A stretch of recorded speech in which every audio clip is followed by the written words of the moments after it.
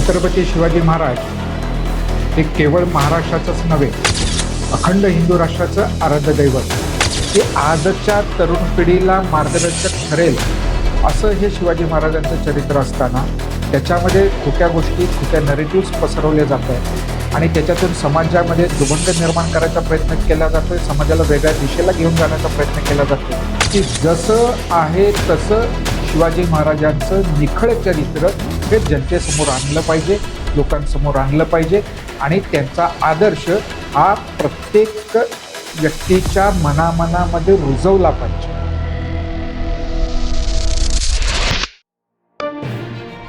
विचार म्हणजे महाराष्ट्र राज्य यांच्यातर्फे एक छोटी पत्रकार परिषद आपण आम्ही आयोजित केलेली आहे. कारण असं आहे की शिवशंभू विचार मंच ही छत्रपती शिवाजी महाराजांचा त्यांच्या वैभवशाली इतिहास पोहोचवण्यासाठी कार्यरत आहे. अनेक प्रकारची कामं हे आम्ही करतोय आणि त्याप्रमाणे शिवशंभू विचार मंचाचे कोकण प्रांताचे संयोजक माननीय अभयजी जगताप आज इथे आपल्यासाठी आलेले आहेत. हे सिंधुदुर्ग जिल्ह्यामध्ये ज्याप्रमाणे शिवशंभू विचार मंच कार्यरत आहे त्याप्रमाणे त्याची कार्यकारिणी घेऊन आणि अधिक त्या आमच्या कामाची व्याप्ती वाढवण्यासाठी आज आपण ही पत्रकार परिषद आयोजित केली आहे. यापुढील सर्व आमच्या शिवशंभू विचार मंचाच्या कामाची व्याप्ती किंवा त्यांच्या आम्ही कसं ज्याप्रमाणे काम करतोय या संदर्भातली सगळी माहिती आमचे शिवशंभू विचार मंचाचे कोकण प्रांतचे मुख्य संयोजक अभयजी जगताप देते.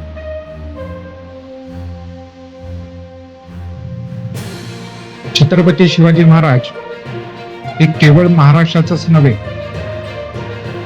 अखंड हिंदू राष्ट्राचं आराध्य दैवत, त्याचबरोबर जगभर पसरलेला जो कोणी हिंदू आहे त्या प्रत्येक हिंदूचं हिंदूपण आज जे टिकून आहे ते छत्रपती शिवाजी महाराजांमुळे टिकून आहे.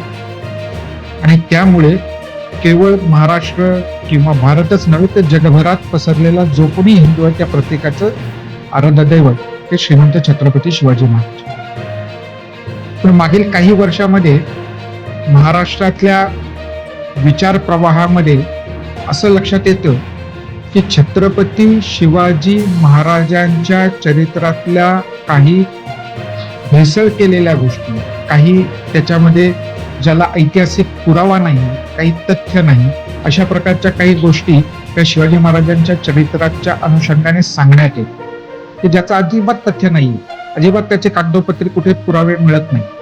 आणि त्याच्यातून समाजमन कलुषित करणं, समाजामध्ये नवीन नवीन वादंग उभं करणं आणि समाजाला कुठेतरी छत्रपती शिवाजी महाराजांच्या मूळ विचारापासून दुसरीकडे घेऊन जाणं, अशा प्रकारच्या काही बाबी या मागच्या काही वर्षांमध्ये आपल्याला आढळून येतात. तर हे समाजमन कलुषित करण्याचं काम जे चालू होतं त्याच्यावरचा उपाय एकच आहे.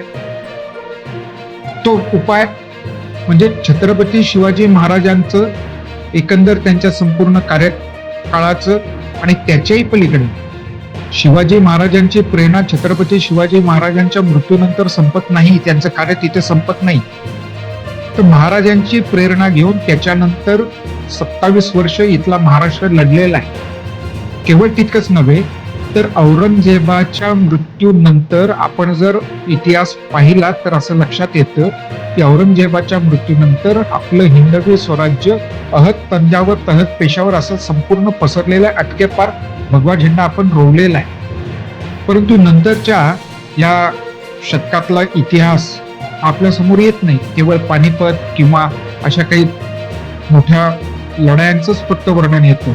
त्याही लढाया पानिपतामध्ये आमचा पराभव झाला या पद्धतीनं वेगळ्या मानसिकतेमध्ये समाजासमोर सादर केलं जातं. म्हणून काही शिवभक्त अभ्यासक मंडळी एकत्र आली, शिवप्रेमी एकत्र आली आणि त्यांनी विचार केला की आजच्या तरुण पिढीला मार्गदर्शक ठरेल असं हे शिवाजी महाराजांचं चरित्र असताना त्याच्यामध्ये खोट्या गोष्टी, खोट्या नरेटिव्स पसरवल्या जात आहेत आणि त्याच्यातून समाजामध्ये दुबंध निर्माण करायचा प्रयत्न केला जातोय, समाजाला वेगळ्या दिशेला घेऊन जाण्याचा प्रयत्न केला जातोय, वादंग निर्माण केले जाते. याच्यावरचं एकच समाधान आहे, ते म्हणजे जसं आहे तसं. आय रिपीट, मी परत एकदा सांगतो की जसं आहे तसं शिवाजी महाराजांचं निखळ चरित्र हे जनतेसमोर आणलं पाहिजे, लोकांसमोर आणलं पाहिजे आणि त्यांचा आदर्श हा प्रत्येक व्यक्तीच्या मनामध्ये रुजवला पाहिजे. ती व्यक्ती कुणी असो, कुठल्याही ज्ञातीची असो, कुठल्याही पूजा पद्धतीची असो, कुठल्याही प्रांतातली असो, पण प्रत्येकापर्यंत शिवाजी महाराजांचं निखळ चरित्र जसं आहे तसं पोहोचवण्यासाठी आम्ही शिवशंभू विचार दर्शन या नावाने काही कार्यशाळांचं आयोजन केलं. त्या कार्यशाळांमध्ये हा इतिहास मांडणारे कोण होते, तर हे सगळे तज्ज्ञ होते, ज्यांनी या विषयामध्ये संशोधन केलेलं. मी परत सांगतो की संशोधन केलेलं आहे, अभ्यास केलेला आहे अशी मंडळी. केवळ एखाद दुसरं पुस्तक वाचणं आणि त्याच्यातून मला शिवाजी महाराजांचं चरित्र कळलं असा आव आणून समाजामध्ये काहीतरी प्रस्तुत करणं असं करणारी मंडळी नव्हे, तर ज्यांनी वर्षानुवर्षे मेहनत घेऊन महाराजांच्या चरित्राचा अभ्यास केलेला आहे, महाराजांच्या चरित्राशी संबंधित अनेक स्थानांमध्ये जाऊन भेट दिलेली आहे, तिथला सखोल अभ्यास केलेला आहे, काही मूलभूत ऐतिहासिक संशोधन केलेलं आहे, अशा सगळ्या मंडळींना बोलावून आम्ही कार्यकर्त्यांच्या समोर शिवाजी महाराजांच्या चरित्राची मांडणी करायला सुरुवात केली.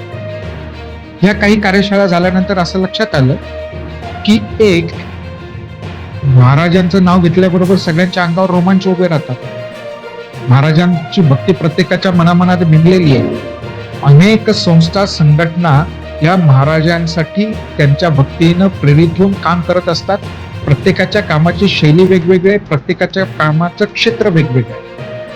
कुणाला शिवचरित्र वाचणं हे आपलं काम वाटेल, कुणाला शिवचरित्रावर बोलणं हे आपलं काम वाटेल, कुणाला शिवजयंती साजरी करणं हे आपलं शिवकार्य वाटेल, कुणाला प्रत्यक्ष किल्ल्यावर जाऊन त्या ठिकाणी डागडुजी करणं, त्या ठिकाणी काही साफसफाई करणं हे आमचं शिवकार्य वाटेल. अशा वेगवेगळ्या पद्धतीनं प्रत्येक जण काम करतोय, वेगवेगळ्या संस्था काम करतायत, काही जण वैयक्तिक स्तरावर काम करतायत. मग आमच्या असं लक्षात आलं की ह्या सगळ्यांना कुठेतरी एका सूत्रामध्ये बांधण्याची आवश्यकता आहे.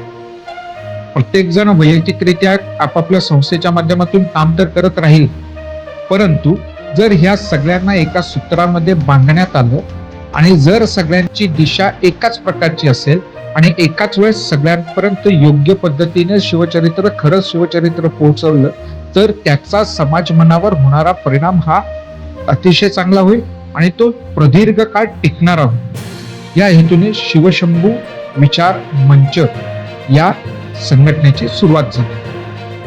ही संस्था आहे, संघटना आहे, पण त्या संस्थे संघटनेचं काम हे स्वतःला मोठं करणं असं नव्हे, तर समाजामध्ये शिव भक्ती घेऊन काम करणाऱ्या सर्व संस्थांना जे काही पूरक काम असेल ते काम करणं, अशा पद्धतीचा विचार करून आम्ही कामाला सुरुवात केली.